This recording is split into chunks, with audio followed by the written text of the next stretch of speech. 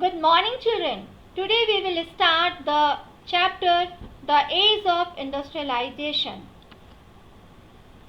Children, the history of industrialization is all about development and technological progress. Even when factories were not there in England, there was large-scale industrial production for international market.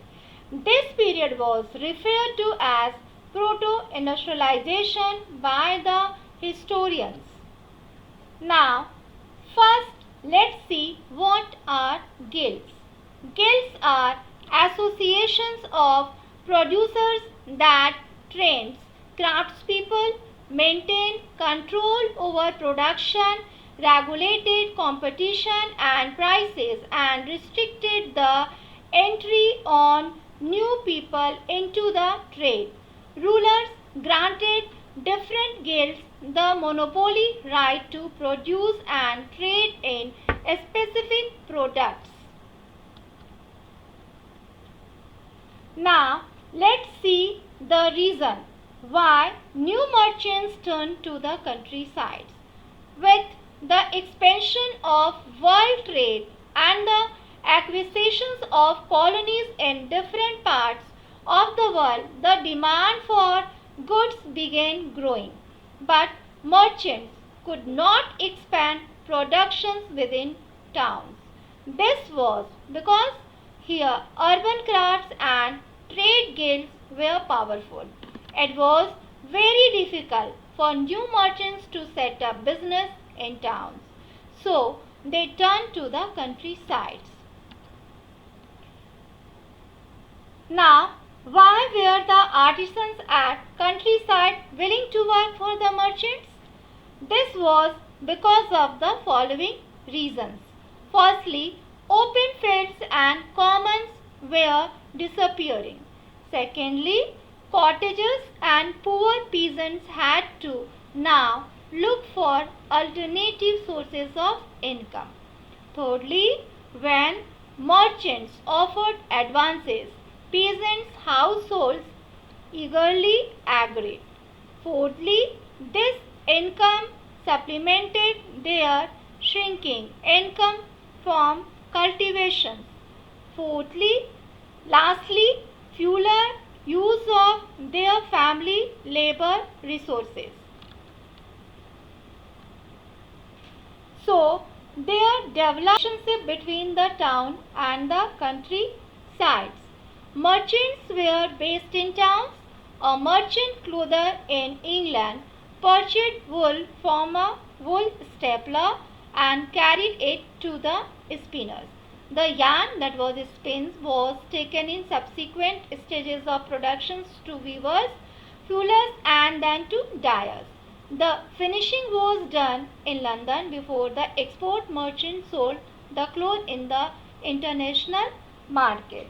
Now, here we come across new terms. Who is a stapler? A stapler is a person who staples or sorts wool according to its fiber. Next one is who is a fuller. Fuller is a person who fulls, that is, gathers cloth by pleating.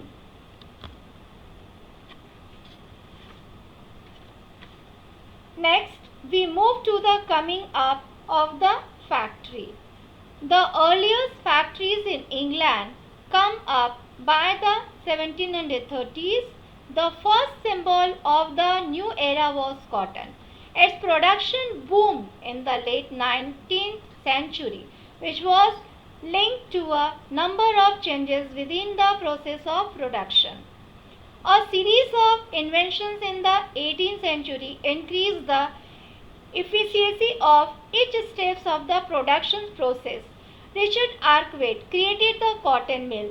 The costly new machines could be purchased, set up and maintained in the mill. When all the processes were brought together under one roof and management, it allowed a more careful supervision over the production process, a watch over quality and the regulations of labor. In the early 19th century, factories increasingly became an intimate part of the English landscape. Next comes the topic pace of industrial change. Cotton was the leading sector up to the 1840s.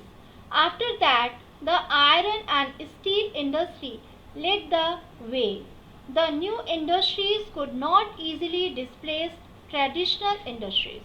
At the end of the 19th century, less than 20% of the total workforce was employed in technologically advanced industrial sectors. The pace of change in traditional industry was not mainly due to steam powered cotton or metal industry, but they did not remain completely unaffected either. Seemingly ordinary and small innovations were the basis of growth in many non-mechanized sectors. New technology was expensive and merchants and industrialists were cautious about using it. The machines often broke down and repair was costly. At the beginning of the 19th century, there were no more than 321 steam engines all over England. Steam engines were not used in any of the other industries till much later in the century.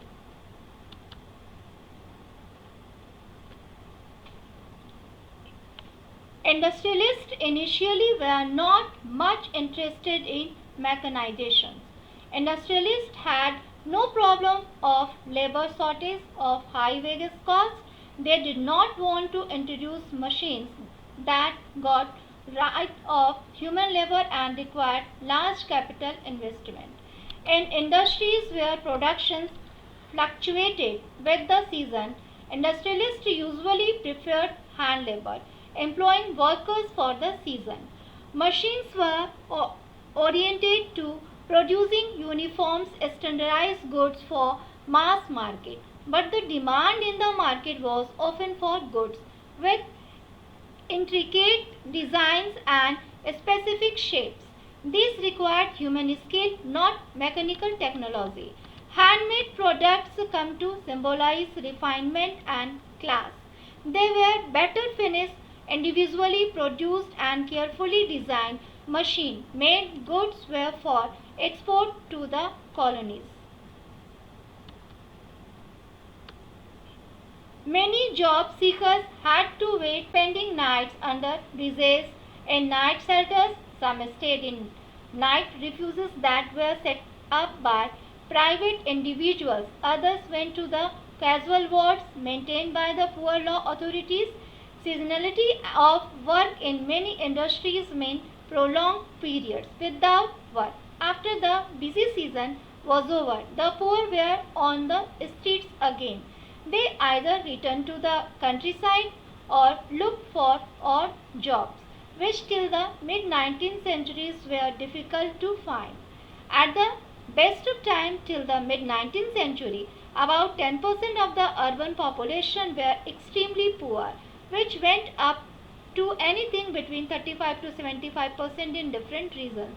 The fear of unemployment made workers hostile to the introductions of new technology. When the spinning jenny was introduced in the woolen industry, women who survived on hand spinning began attacking the new machines.